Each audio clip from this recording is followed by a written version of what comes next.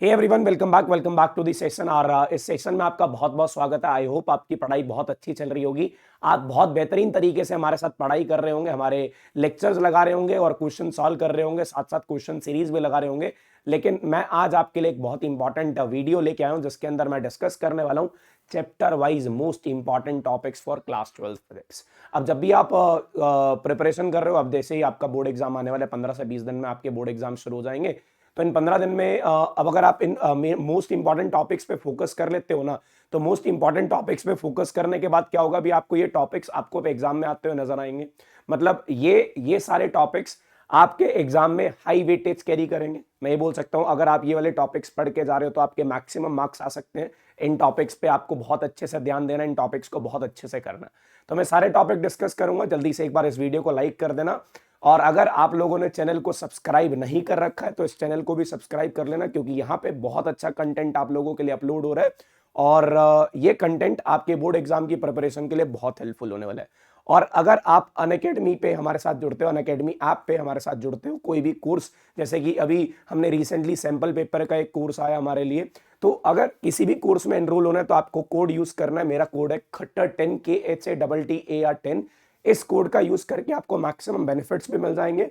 और कोई भी स्पेशल क्लास में अगर आपको एनरोलमेंट चाहिए तो आप ये वाला कोड यूज कर सकते हैं। कोड आपको याद रखना है, नोट कर सकते हो, स्क्रीनशॉट ले सकते हो, KHATTAR10 खट्टर 10। अब इसके बाद एक एक चैप्टर करके फिजिक्स के जो 14 चैप्टर, उन 14 चैप्टर के इंपॉर्टेंट क्वेश्चंस या इंपॉर्टेंट टॉपिक्स में डिस्कस करने वाला हूं। तो भाई पहला चैप्टर पहले तो देख लो यार, कोड मैंने यहाँ पे लिख के रखा है ताकि आप लोग भूल ना जाओ, KHATTAR10 Khattar 10। Electric charges and field. अगर इलेक्ट्रिक चार्जेस और फील्ड की बात करूं तो सबसे पहले इसके अंदर डेरिवेशन जो इंपॉर्टेंट है, मतलब डायपोल की इलेक्ट्रिक फील्ड निकालना एक्सियल पॉइंट पे, इक्वेटोरियल पॉइंट पे, या फिर उसका टॉर्क कैलकुलेट करना यूनिफॉर्म इलेक्ट्रिक फील्ड में। फिर एक इलेक्ट्रिक फ्लक्स से रिलेटेड क्वेश्चन आपको पेपर में आता हुआ नजर आएगा। आप प्रीवियस ईयर में देखो, प्रीवियस ईयर में बहुत सारे क्वेश्चन रिलेटेड टू फ्लक्स और गॉस थ्योरम है। तो electric flux and Gauss theorem with application, Gauss theorem की एप्लीकेशन के साथ अगर आप कंप्लीट करते हो तो आपका ये यहाँ पे चैप्टर बहुत अच्छे से प्रिपेयर हो जाएगा। डाइपोल, इलेक्ट्रिक फ्लक्स और गॉस थ्योरम, मैं हर चैप्टर में मतलब हर वीडियो में बताता हूं भाई, ये दो टॉपिक्स इलेक्ट्रिक फ्लक्स और गॉस थ्योरम एक ऐसे टॉपिक है जिससे डेफिनेटली आपका पेपर बनने वाला है। सो भाई अब यहां से चैप्टर नंबर 2 की बात करता हूं, इलेक्ट्रिक पोटेंशियल एंड कैपेसिटेंस। तो potential due to a shell की पोटेंशियल की बात कर रहा हूं। मतलब काइंड ऑफ ये बोल सकते हो, शेल के अंदर, शेल के बाहर, ये सब कुछ चलता है। इलेक्ट्रिक पोटेंशियल एनर्जी का एक न्यूमेरिकल एक्सपेक्टेड होता है यार, इसका डेरिवेशन आने के चांसेस कम होते हैं। इसका काइंड ऑफ ऐसा कोई ऐसा डेरिवेशन भी नहीं है। आपको पता होगा, हमने इस चैनल पे आपको डेरिवेशन पूरी कंप्लीट करा रखी है। 3 से 4 पार्ट में हमने कंप्लीट क्लास 12th फिजिक्स की डेरिवेशन कंप्लीट कर रखी है। पैरेलल प्लेट कैपेसिटर विद और विदाउट डाइलेक्ट्रिक स्लैब, और रीडिस्ट्रीब्यूशन ऑफ चार्जेस। जब दो चार्जेस को या दो बॉडीज को कनेक्ट करते हैं तो जब चार्ज रीडिस्ट्रीब्यूट होता है तो उनका कॉमन पोटेंशियल और लॉस इन एनर्जी कितना होता है, ये सब कुछ आपको कैलकुलेट करना आना चाहिए। अगर इसके अंदर एक टॉपिक और ऐड ऑन किया जाए, वैसे तो ये मोर देन एनफ है, लेकिन मैं आपको बोल दूं अगर एक और टॉपिक ऐड किया जाए, that is electric potential due to a dipole. जब हम जनरल पॉइंट पे डाइपोल निकालते हैं ना, जनरल पॉइंट पे डाइपोल मोमेंट निकालते हैं, तो जनरल पॉइंट पे जाके जनरल पॉइंट पे पोटेंशियल निकालते हैं, तो वहां पे जो पोटेंशियल आता है उसका एक्सप्रेशन ड्राइव करना आपके लिए इंपॉर्टेंट रहेगा। तो इस चैप्टर के इंपॉर्टेंट टॉपिक आपके सामने है। इसका पीडीएफ आपको टेलीग्राम पे मिल जाएगा, वहां से यूज करके आप ये टॉपिक्स को नोट कर सकते हैं बढ़िया तरीके से। मैं आपको बता रहा हूं किसके अंदर से न्यूमेरिकल आने के चांसेस है, किसके अंदर से आपकी थ्योरी आने के चांसेस है। तो वीडियो को पूरा देख लेना। ये से एक डेरिवेशन है, इससे न्यूमेरिकल आता है, फिर बोल रहा हूं इससे न्यूमेरिकल एक्सपेक्टेड होता है, और potential due to a shell की डेरिवेशन आ सकती है। Potential due to a shell की डेरिवेशन आ सकती है। करंट इलेक्ट्रिसिटी, भाई देखो drift velocity, relation between current and drift velocity, यहां से आपके लिए क्या होता है भाई, डेरिवेशन आने के चांसेस होते हैं। Cells and series and parallel में हर सैंपल पेपर में जो भी बच्चों के प्री बोर्ड्स हो हैं या फिर उनके सैंपल पेपर्स हैं या जो सीबीएसई का सैंपल पेपर है, उनके अंदर इसका क्वेश्चन देख रहा हूँ, cells and series and parallel. So I am expecting the question in your board exam from cells and series and parallel. एक बहुत जबरदस्त क्वेश्चन यहाँ से आ सकता है। फिर उसके बाद किरचॉफ लॉ आते हैं। किरचॉफ लॉ आपको पता है कैसे एक करंट लूप और एक पूरे कंडक्टिंग लूप में और एक जंक्शन के ऊपर किरचॉफ लॉ आप कैसे अप्लाई करते हो। न्यूमेरिकल आने के चांसेस तीनों टॉपिक्स हैं, लेकिन इनकी डेरिवेशन, ड्रिफ्ट वेलोसिटी और cells in series and parallel, इनकी डेरिवेशन आने के चांसेस भी हैं। यहाँ से डेरिवेशन भी आ सकती है, चाहे वो आप ड्रिफ्ट वेलोसिटी हो या ड्रिफ्ट वेलोसिटी और करंट का रिलेशन हो, या फिर सेल्स इन सीरीज पैरेलल की बात करें, ध्यान रखना।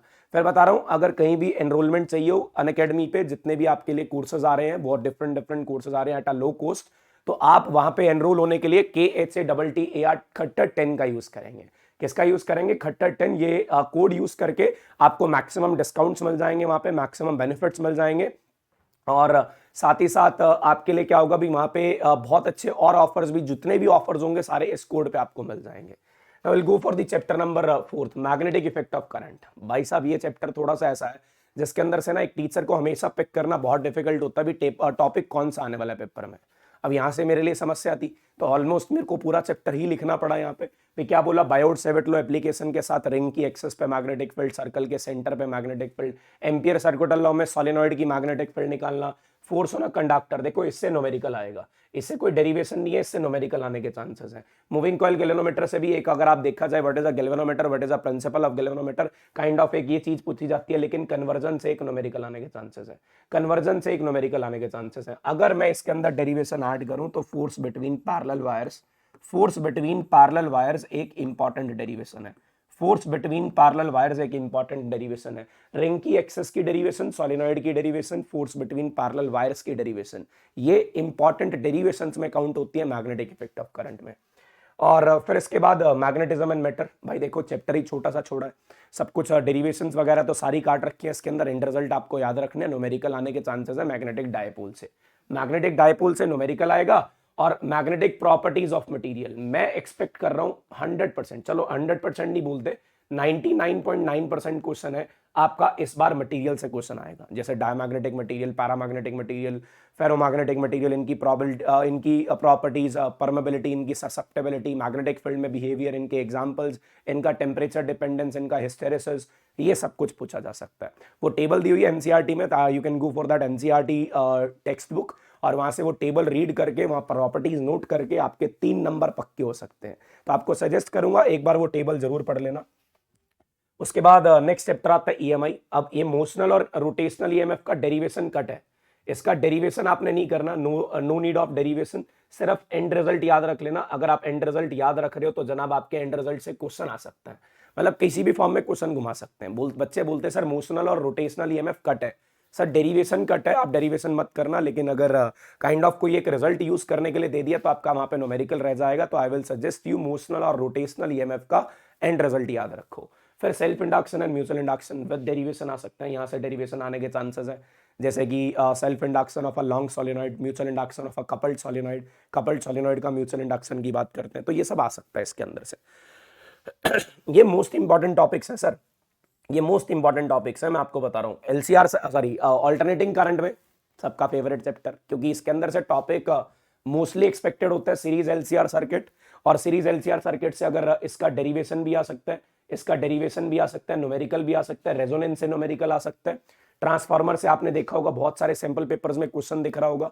पावर एंड एसी सर्किट के डेरिवेशन आने के चांसेस थोड़े से कम है, बट इस बार एड ऑन किया गया तो क्या पता डेरिवेशन भी आ सकती है, लेकिन थोड़े से कम चांसेस है, लेकिन पावर से एक्सपेक्टेड एक क्वेश्चन है, ठीक है। तो भाई 1, 2 और 3 इतने बड़े चैप्टर में से सिर्फ 3 टॉपिक बता दिए, ट्रांसफार्मर पढ़ लेना, पावर पढ़ लेना, सीरीज एलसीआर सर्किट का रेजोनेंस जरूर पढ़ लेना। ये मोस्ट इंपॉर्टेंट टॉपिक्स हैं, इससे आपका पेपर जो होगा इन्हीं टॉपिक्स में से मैक्सिमम पोर्शन कैरी करेगा, मैक्सिमम पोर्शन कैरी करेगा, सारा नहीं maximum portion. Electromagnetic waves spectrum से क्वेश्चन बहुत सारे सैंपल पेपर्स में देखा होगा, बट मैं एक और यहां पे चीज ऐड कर रहा हूं, that is a displacement current.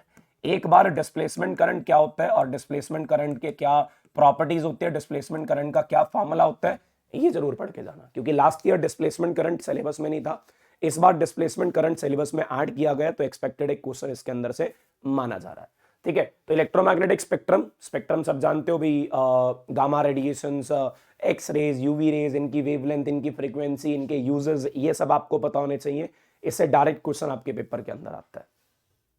फिर अब खतरनाक चैप्टर रे ऑप्टिक्स, तो भाई फिर बता रहा हूं, कोड आपको याद रखना था KHATTAR10, इसका यूज करके जितनी भी क्लासेस हैं वहां के अंदर आप एनरोल कर सकते हो, मेरी नहीं, जितने भी कोर्सेज हैं, चाहे कोई और कोर्स भी है, KHATTAR10 का यूज करके आप उसके अंदर खट्टर 10 का यूज करके एनरोल हो सकते हो। देखो TIR विद एप्लीकेशन, डेरिवेशन के चांसेस कम, TIR और प्रिज्म का मिक्स क्वेश्चन आने के चांसेस है, TIR और प्रिज्म का मिक्स आने के चांसेस है, यहां से डेरिवेशन आती है, रिफ्रैक्शन थ्रू स्फेरिकल सरफेस से डेरिवेशन आती है, लेंस मेकर फॉर्मूला की डेरिवेशन आ सकती है, माइक्रोस्कोप और टेलीस्कोप की डेरिवेशन आ सकती है। मतलब यहां से expected one derivation, one theoretical question from ray optics. Ray optics से एक थ्योरेटिकल क्वेश्चन एक्सपेक्टेड है, ठीक है।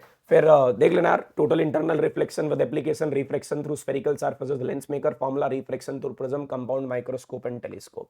इसके बाद वेव ऑप्टिक्स, देखो इनका डेरिवेशन इस बार सिलेबस में नहीं है, नॉट रिक्वायर्ड। डायफ्रैक्शन का डेरिवेशन नॉट रिक्वायर्ड, ठीक है। डेरिवेशन मत करना, एंड रिजल्ट पढ़ लेना। एंड रिजल्ट्स पढ़ने के बाद आप लोग क्या देखोगे, एंड रिजल्ट्स के अंदर जो भी न्यूमेरिकल्स फॉर्म बनेगी वो आप लोग कर सकते हो इंटरफेरेंस और डायफ्रैक्शन का। लेकिन ये एकलौती डेरिवेशन यहां से बचती है रिफ्लेक्शन और रिफ्रैक्शन की।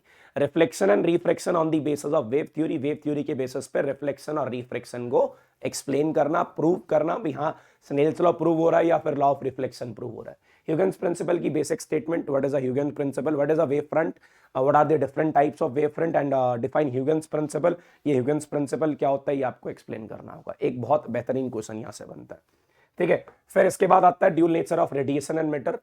भाई साहब अब रेडिएशन और मैटर मतलब देखो छोटा चैप्टर है। अब हमारी मॉडर्न फिजिक्स शुरू हो रही है। मॉडर्न फिजिक्स अगर मैं बात करूं तो कैरी करती है अराउंड 20 मार्क्स, अराउंड 20 मार्क्स आपकी मॉडर्न फिजिक्स कैरी करती है, अराउंड 15 मार्क्स आपके ऑप्टिक्स कैरी करती है, रे और वेव को मिला के। तो आपका आधा जो मार्क है, मतलब 35 मार्क्स है, वो ऑप्टिक्स और मॉडर्न फिजिक्स से हो जाते हैं। फोटो इलेक्ट्रिक इफेक्ट, इंटेंसिटी का क्या इफेक्ट है, फ्रीक्वेंसी का क्या इफेक्ट है, और पोटेंशियल का क्या इफेक्ट है। Photo Einstein photo electric equation numerical expected है, डेरिवेशन इसके अंदर कोई है नहीं, और यहां से भी न्यूमेरिकल एक्सपेक्टेड है, डेरिवेशन इसके अंदर कोई है नहीं। यहां से एक थ्योरेटिकल क्वेश्चन आएगा भाई, करंट इंटेंसिटी के चेंज होने से कैसे चेंज होता है, फ्रीक्वेंसी से कैसे चेंज होता है, और पोटेंशियल चेंज करने से क्या क्या फर्क पड़ता है। ये सारा कुछ आपसे पूछा जा सकता है इसके अंदर। फोटो इलेक्ट्रिक इक्वेशन पे न्यूमेरिकल एक्सपेक्टेड है, डी ब्रॉगली वेवलेंथ पे न्यूमेरिकल एक्सपेक्टेड है, प्रोटॉन इलेक्ट्रॉन को ऐसा क्वेश्चन आता है, प्रोटॉन और इलेक्ट्रॉन को सेम पोटेंशियल से एक्सलेट करा दिया, सेम काइनेटिक एनर्जी से मूव करा दिया, सेम वेलोसिटी से मूव करा दिया, सेम मोमेंटम से मूव करा दिया। बताओ इनके अंदर डी ब्रॉगली वेवलेंथ का क्या रिलेशन होगा, ठीक है। तो ये सारा कुछ पूछा जाता है। अब इसके बाद एटम, भाई साहब इसके अंदर तो बोहर मॉडल है। अब ये सारा कुछ बोहर मॉडल लिखा गया है। हाइड्रोजन स्पेक्ट्रम का डेरिवेशन आपके सिलेबस में नहीं है, डेरिवेशन इज नॉट रिक्वायर्ड। तो डेरिवेशन बचता है यहां से किसका, रेडियस का, वेलोसिटी का, radius comma velocity and energy of electron in an orbit. एक पर्टिकुलर ऑर्बिट में इलेक्ट्रॉन घूम रहा है तो उसका रेडियस कितना होगा, उसकी वेलोसिटी कितनी होगी और उसकी एनर्जी कितनी होगी, इसका एक्सप्रेशन ड्राइव करना by using Bohr postulate. Bohr postulate का यूज करके इसका एक्सप्रेशन ड्राइव करना आपके लिए बहुत इंपॉर्टेंट है। Expecting one derivation from this, यहां से एक डेरिवेशन, लेकिन इससे न्यूमेरिकल भी बहुत इंपॉर्टेंट है। स्पेक्ट्रल सीरीज का न्यूमेरिकल बहुत इंपॉर्टेंट है, स्पेक्ट्रल सीरीज का न्यूमेरिकल बहुत इंपॉर्टेंट है, ठीक है। फिर बता रहा हूं एनरोलमेंट के लिए बार बार बता रहा हूं, अगर कोई भी कोड यूज करना हो आपने कभी भी अनअकैडमी ऐप पे तो खट्टर 10 का यूज करना। ये आपके मेरा कोड है। अगर कुछ लोग ऐसा लगता है भी मैं आपकी बहुत हेल्प कर रहा हूं या फिर आपकी बोर्ड एग्जाम प्रिपरेशन बहुत अच्छी चल रही है मेरी वजह से या किसी भी एडुकेटर्स की वजह से, तो आप ये वाला कोड यूज करके हमारे साथ अनअकैडमी पे जुड़ सकते हैं, ठीक है। फिर उसके बाद न्यूक्लियर फोर्स, इनकी बेसिक प्रॉपर्टीज, थ्योरेटिकल क्वेश्चन है। Binding energy and its significance, binding energy क्या होती है, बाइंडिंग एनर्जी कर्व भी मैं यहां से ऐड करने वाला हूं, क्योंकि मैं क्वेश्चन देख रहा हूं कुछ सैंपल पेपर में बाइंडिंग एनर्जी कर्व का कुछ क्वेश्चन आ रहे हैं। बाइंडिंग एनर्जी कर्व को अच्छे से पढ़ के जाना, बहुत बेहतरीन तरीके से इसको पढ़ के जाना, इसकी सारी प्रॉपर्टीज, इसके सारे कैरेक्टरिस्टिक्स पढ़ के जाना, ताकि आप लोग इससे कोई क्वेश्चन ना छोड़ के आओ, ठीक है। बाइंडिंग एनर्जी कर्व याद रखना, बहुत इंपॉर्टेंट टॉपिक है बाइंडिंग एनर्जी कर्व। फिर the next is semiconductor. Now what is a semiconductor? We have different topics in semiconductor, energy bands and solids. वैसे अगर बात देखी जाए, मैं बोल रहा हूँ डायोड से क्वेश्चन आएगा, चाहे वो फॉरवर्ड बाइसिंग रिवर्स बाइसिंग का आता है, चाहे वो एक अनबाइस्ड डायोड आती है, चाहे उसका एज अ रेक्टिफायर यूज करना आता है। इससे केस स्टडी क्वेश्चन आएगा। केस स्टडी क्वेश्चन तभी सॉल्व कर पाओगे जब आपको पूरे चैप्टर की बेसिक नॉलेज और इन इंपॉर्टेंट टॉपिक्स का बहुत अच्छा कमांड होगा। यहां से और रे ऑप्टिक्स, यहां से केस स्टडी बननी है जहां तक उम्मीद है। रे ऑप्टिक्स और इस सेमीकंडक्टर से, या ऑप्टिक्स या सेमीकंडक्टर, रे और वेव दोनों से बन सकती है और सेमीकंडक्टर से। So these are the important topics of 14 chapter. सभी के सभी 14 चैप्टर के इंपॉर्टेंट टॉपिक्स हैं। ये पीडीएफ आपको टेलीग्राम पे मिल जाएगा। मैं फिर आपको बता रहा हूं, अगर आपको कोई भी कोड यूज करना है तो KHATTAR खट्टर 10 का यूज करके आप लोग एनरोल कर सकते हो। और हमारे कोर्सेज के अंदर अब जैसे सैंपल क्वेश्चन पेपर के लिए एक हमने कोर्स लॉन्च करा, वो आपके लिए बेनिफिशियल है यार। कैसे बेनिफिशियल है, जब तक आप सैंपल पेपर नहीं लगाओगे ना यार, टीचर्स के साथ, टॉप एडुकेटर्स के साथ सैम्पल पेपर लगा रहे हो, तरीका पता चलेगा, पैटर्न पता चलेगा भी किस तरीके से आपने सैम्पल पेपर सॉल्व करना है। तो वो सैम्पल पेपर सॉल्व करने के लिए बहुत लो कॉस्ट पे हमने वो रखा है, तो खट्टा 10 का यूज करके आप लोग उसके अंदर एनरोल कर सकते हो, मैक्सिमम बेनिफिट उठा सकते हो।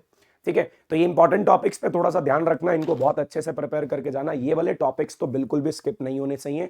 मैं आपको बता रहा हूं, आपका जो फाइनल एग्जाम होने वाला है मैक्सिमम इन्हीं टॉपिक्स में से होने वाला है, मैक्सिमम इन्हीं टॉपिक्स में से होने वाला है। अगर आपको वीडियो हेल्पफुल लगा हो तो एक बार वीडियो को लाइक जरूर कर देना, चैनल जरूर सब्सक्राइब कर देना। फोड़ के आएंगे बोर्ड एग्जाम, आपकी प्रिपरेशन बहुत अच्छे से कराएंगे।